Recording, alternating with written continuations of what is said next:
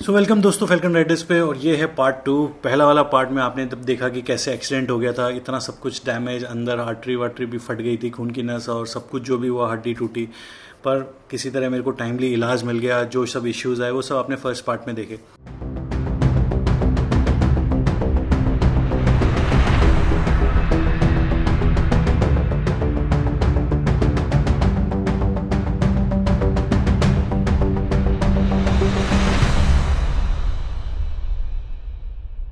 तो second part में ये कहूँगा कि मैं जब हॉस्पिटल में था, जब वापस अपना रूम में आ गया जो भी, सो वो रॉड्स तो अंदर घुसे हुए थे, उसमें हल्का हल्का खून वून निकलता रहता था, उसकी ड्रेसिंग व्रेसिंग होती रहती थी, हाथ बिल्कुल नहीं हिलता था और चलना भी बहुत ही ज़्यादा मुश्किल हो गया था क्योंकि पैर में भी बहुत लंबा कट था, क्योंकि वहाँ से ही वो नस निकाली थी जो यहाँ पे स्टिच करी है निकाल के। सो सब कुछ बड़ा ख़राब सा ही था और थोड़ा डिप्रेसिंग भी हो ही जाता है यार। यंग बंदा था मैं, घर पे बैठने वालों में से था नहीं, और सडनली आपको ये नहीं पता आपका हाथ चलेगा नहीं चलेगा ना, ऑल दैट स्टफ। और हॉस्पिटल में होते हुए भी तो बहुत नेगेटिविटी और बहुत डिप्रेसिंग टाइप हो गया था वहाँ पे। फिर ऐसे में क्या, थोड़ा इमोशनल भी हो जाते हो, टची भी हो जाते हो। फिर घर वालों ने मेरे को बोला कि ऐसी कुछ दिन बाद, जब मैं हॉस्पिटल में था, 2-3 बाद ऐसी बात उठी कि भैया बाइक मत चलाना, इस बाइक को बेच देते हैं और अपना गाड़ी में चलाओ और ये वो। तो मैं एकदम से मतलब वो इमोशनल टाइप ना, एकदम आउटबस्ट की बाइक कोई नहीं बेच देगा, अगर किसी ने बाइक बेच दी ना तो देख लेना, मैं बाइक फिर खरीदूंगा और फिर चलाऊंगा। मैं ठीक हो जाऊं उसके बाद मैं बाइक चला लूं, उसके बाद भले ही बेच दूंगा पर कोई मेरी बाइक नहीं बेचेगा। मतलब बड़ा इमोशनल, आई रिमेंबर कि आउटबर्स्ट सा था मेरा। और मैं कहा कि आप बेच दोगे तो मैं फिर खरीद लूँगा पर जब तक मैं ठीक ना हो जाऊँ और मैं चला ना लूँ तब तक मत बेचना। तो ठीक है, वो बात वहाँ पे थोड़ी रफा दफा कर दी मैंने। उसके बाद घर वर आ गए। घर आने के बाद ही मेरे को हॉस्पिटल जाना पड़ता था वीकली, अपना चेकअप वेकअप कराने और ये सब ड्रेसिंग व्रेसिंग कराने। क्योंकि टाके वाके थे यहाँ पूरे, तो वो उनमें कुछ इन्फेक्शन ना हो जाए सो जाता था वहाँ पे। तो जब वो खोलते थे it was like all messy, इतना डिप्रेसिंग, और डिप्रेसिंग कहूँगा इतना, मतलब बहुत ख़राब टाइम था वो 1-2 महीने। जब मैं घर पे, मेरे को याद है मैं दीवार पे जाता था बाहर और लोगों को देखता था बाइक से इधर जा रहे हैं, फिर मैं हमेशा सोचता था कि यार मैं ठीक होऊंगा फिर मैं बाइक चलाऊंगा। पर फिर अपना हाथ देखता था तो साला चलता ही नहीं था, ऐसे ही होता था। तो दिमाग में ये सब भी चीज़ें उस टाइम पे चालू हो गई थी मेरे कि अगर हाथ, मानो ये नहीं चला, मानो अगर ये नहीं चला तो मैं बाइक कैसे चलाऊंगा, कंप्यूटर कैसे चलाऊंगा, मेरा काम तो कंप्यूटर पे है तो मेरे दिमाग में वो भी सब आ गया, प्लानिंग आने लगी कि अच्छा एक हाथ से ये कर लूँगा, एक हाथ से वो कर लूँगा। बाइक भी मैंने देखा था बचपन में कि एक बंदे का एक हाथ नहीं था, वो बाइक चला रहा था, तो वो कैसे चला रहा था, ऑल दैट स्टफ दिमाग में आने लगता है चीज़ें। बिकॉज ये वो चीज़ें, मैं इसलिए कहूँगा कि ये वो पॉजिटिविटी थी मेरे अंदर, या एक वो था कि मेरे को ठीक तो होना ही है, पर अगर मैं ठीक नहीं भी हुआ तो भी मेरे को वो सब चीज़ें करनी है जो मैं पहले करता था। तो I still remember very clearly कि मेरे को ये था कि मेरे को ठीक होना है, और अगर मैं ठीक नहीं हुआ है तो भी मैं वो सब चीज़ें करूँगा। कैसे करूँगा, मेरे को अभी से ही वो प्लान करना है, सोचना है मेरे दिमाग में मेरे दिमाग में मतलब। पर इतना सब पॉजिटिव सोचने के बाद भी डिप्रेसिंग हो ही जाता था यार। दिन में आप क्या है कि 1-2 घंटे पॉजिटिव हो, फिर डिप्रेसिंग मोमेंट्स भी आ ही जाते हैं। जैसे राइड्स पे मैं हमेशा आपको बताता हूँ, जब हम राइड्स पे जा रहे होते हैं लद्दाख, तब मैं बोलता हूँ कि अभी मेरा मूड बहुत अच्छा है, खुश हूँ, मैं चला रहा हूँ। फिर कुछ कुछ दिन में बाइक चलाते वैसे ही मोमेंट्स आते थे जब मेरे को लगता था कि यार मतलब थोड़ा सा लो फील करने लगते थे आप। तो ये होता था, पर उस टाइम पे मैंने पॉजिटिविटी अपनी रखी। स्टार्टिंग में कुछ शौक था, कुछ दिन शौक में था मैं कि ये सब क्या हुआ, पर उसके बाद मैं थोड़ा पॉजिटिव होना स्टार्ट किया। मैंने अपने आप को, कोशिश थी खुद ही करना था मेरे को पता है। फिर महीनों निकल गए। फिर ये समझ लो कि आप 2-2.5 महीने तक तो मेरे वो ही लगा रहा, इतना भारी सा होता था वो, मतलब और वो ऐसा, मतलब पूछो मत। फिर उसको लगे रहने के बाद जब वो खुला, एक दिन मैं गया, वो खुलना था, उसके खुलने के बाद फिर नॉर्मल प्लास्टर लगना था 1-1.5 महीना और। सो उसके वजह से ना, जब आप ऐसे टांगते हो तो यहाँ पे वो रस्सी सी होती है जिससे हाथ टंगा होता है, उसकी वजह से मेरे ये स्टिफ हो गया। ये स्टिफ होने के बाद मेरी यहाँ की मसल हो गया, मेरे को सर्वाइकल वाला वे होने लगा। सो साला ख़राब ही होता चला गया चीज़ें। कोशिश कर रहा था अपने आप को पॉजिटिव रखने की, पर चीज़ें भी ख़राब हो ही जा रही थी। Was like extreme test. फिर करीबन ये समझ लो 3, 3.5, 4 महीने बाद जब वो प्लास्टर भी खुला, उसके बाद जब मेरा हाथ ना ऐसे था, बस ऐसे, बस इतना होता था, ये नहीं होता था, बस इतना था मेरा हाथ ऐसे। फिर भाई साहब स्टार्ट हुआ फिजियोथेरेपी। और दर्द वाली बात, जब मेरा एक्सीडेंट हुआ था ना, जब उस टाइम पे मैं एक्सीडेंट होते मेरा सुन्न हो गया था, क्योंकि मेरी नर्व्स वर्व सारी हिल गई थी। तो मेरे दिमाग में ना, मतलब मेरे को दर्द उतना महसूस हुआ नहीं था, बहुत ही रेयर मेरे को दर्द महसूस हुआ इस पूरे ऑपरेशन में। उसके बाद फिर धीरे धीरे धीरे धीरे थोड़ा सा दर्द बढ़ने लगा। बाद में करीबन 1-1.5 महीने बाद सब चीज़ें थोड़ी सी, नर्व्स भी आई थिंक वापस हल्की हल्की हिलने लगी। मतलब हाथ समझ लो पहले ऐसा था, मतलब इतना होता था बस, तो फिर ये थोड़ी सी उंगली, मतलब समझ रहे हो ऐसे, पर मतलब ये बहुत दूर था। मतलब एक वो प्लास्टिक की नहीं, एक बहुत स्माइली की एक फोम की सी बॉल आती है, आपने देखी होगी, इसमें स्माइली बना होता है, फोम सा होता है बहुत सॉफ्ट। वो भी मैं इन 2 उंगलियों से पकड़ के ऐसे दबा नहीं सकता था। मतलब उसको बस ऐसे फंसा लेता था, दैट्स इट। इतना भी मेरी उंगलियों में ताकत नहीं थी, बिल्कुल भी नहीं।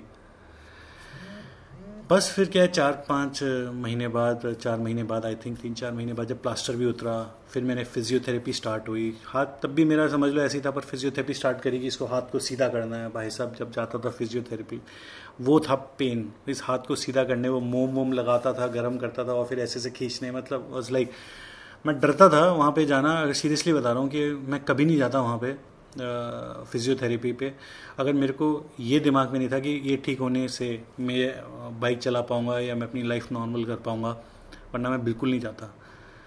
पर था कि मेरे को वो करना है, करना है, करना है। उसके बाद भी मतलब ये समझ लो 5 साल, आई थिंक जनवरी में, दिसंबर में एक्सीडेंट हुआ था, जनवरी फरवरी मार्च अप्रैल मई में, कहीं मई जून में जाके थोड़ा सा, मई आई थिंक मई एंड में, जून में थोड़ा सा हाथ ये ऑलमोस्ट अभी भी मेरा अब जाके थोड़ा सीधा हुआ है।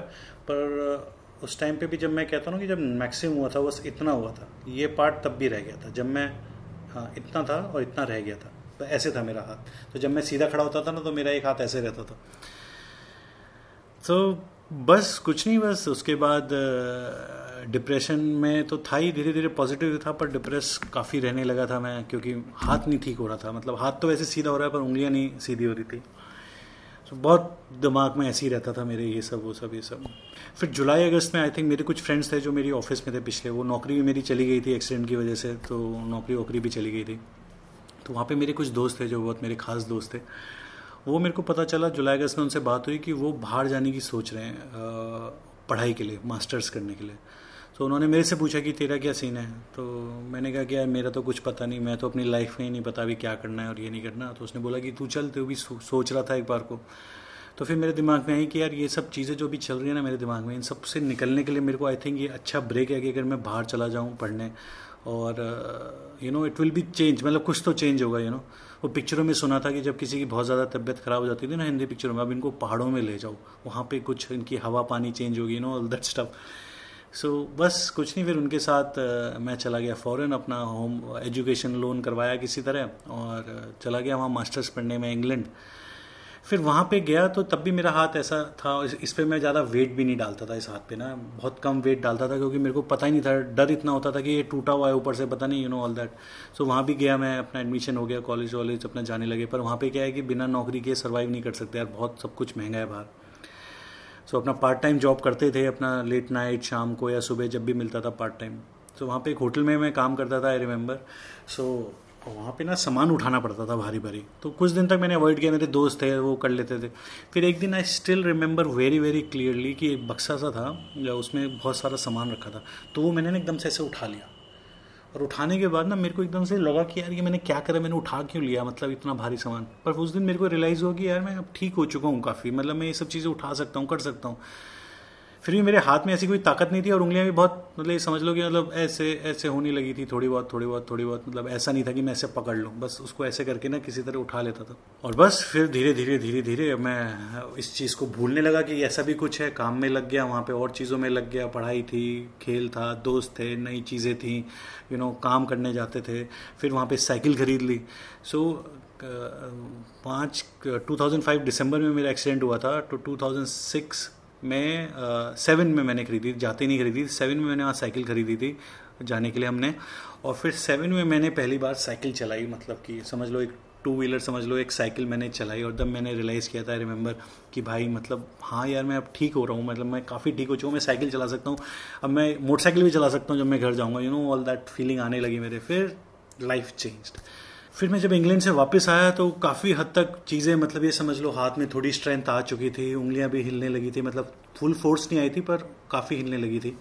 और जब उंगली हिलने लगी थी तो मेरे को एक चीज़ याद आई थी, डॉक्टर की स्टार्टिंग में जब मैं डॉक्टर के पास गया था, तो उसने मेरे को बोला था कि, मैं उससे बोला कि सर मेरा हाथ तो चलने लगेगा। तो उसने मेरे को बोला, हाथ है ना तेरा, ये भी नहीं होता, तो जितना है उसमें खुश रहे, मस्त रहे। तो ये उनकी लाइन थी। सो मैं भी उस टाइम पे ऐसे सोचा था कि चलो होगा नहीं होगा, मेरे दिमाग में बैठ गई थी। पर जब मेरा पूरा हाथ हिलने लगा था तो वो बातें आज भी मेरे को याद हैं सब कुछ। और सच बताऊं तो आज इतने सालों बाद भी मैं अगर इस हाथ को पूरी जोर से दबाता हूँ, इस हाथ को पूरी जोर से दबाता हूँ, तो मेरे को पता है कि इसमें स्ट्रेंथ कम है, इसमें स्ट्रेंथ ज़्यादा है आज भी।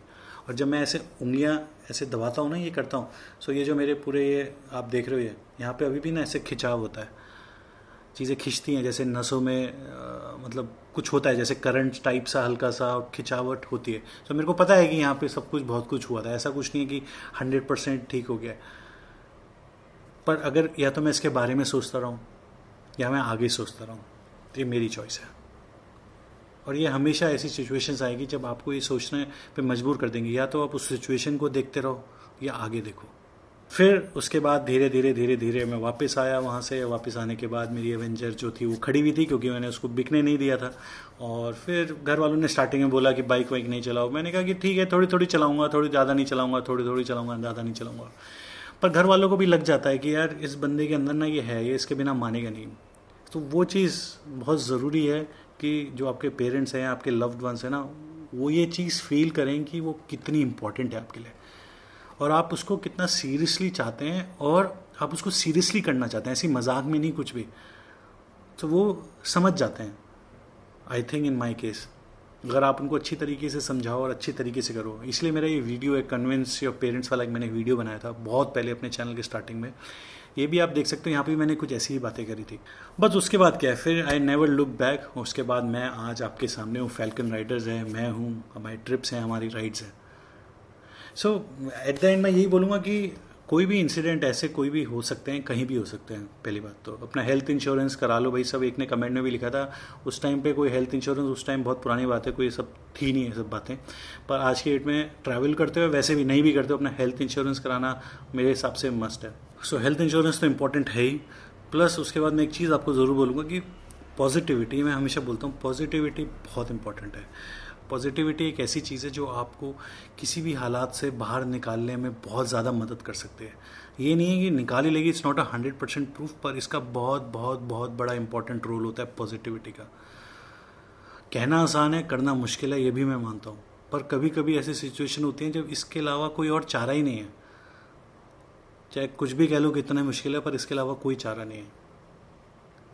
सो पॉजिटिविटी, कोई भी सिचुएशन में हो आप उससे निकलने की कोशिश करो, उस सिचुएशन को समझने की कोशिश करो, उससे निकलने की कोशिश करो।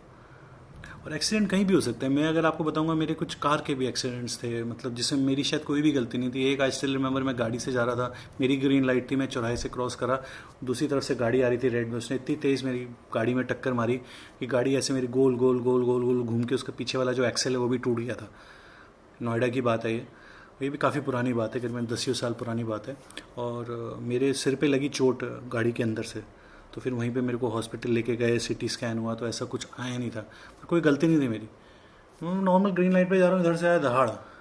सो बाइक पे बस ये है चांसेस कि जैसे मेरा एक्सीडेंट हुआ जो मैं गिरा, अगर मैं गाड़ी में होता तो शायद ऐसे रोड पे नहीं गिरता, मतलब आई नो। पर स्टिल, चाहे आप गाड़ी चला रहे हो, चाहे आप मोटरसाइकिल चला रहे हो, सावधानी तो आपको बरतनी है। प्लस कभी कभी क्या होता है कि आप, हमेशा बोलता हूँ कि दूसरे वाले पे भी ध्यान रखो कि वो क्या कर रहा है। कभी कभी दूसरे वाले की हरकत की वजह से आपका एक्सीडेंट हो जाता है। So I know it's complicated, but that is the way कि इंडिया में जैसे भी ट्रैफिक चलता है। सो आई होप कि आपको मेरी ये स्टोरी जो है एक एक्सीडेंट के बारे में, उससे मैं कैसे कैसे हुआ, क्या चीज़ें हुई और फिर कैसे उससे निकला, आपको ये अच्छा लगा हो, और आपको ये जान के शायद कुछ भी मतलब अगर मिला हो तो ये मेरे लिए एक अच्छी बात है। So anyway, till next video, do whatever you want to do guys. और ये पर्सनल टॉक्स आगे भी चलते रहेंगे, और भी कुछ चीज़ें मैं लाऊंगा। So till next video, do whatever you want to do guys, have fun, enjoy, bye bye.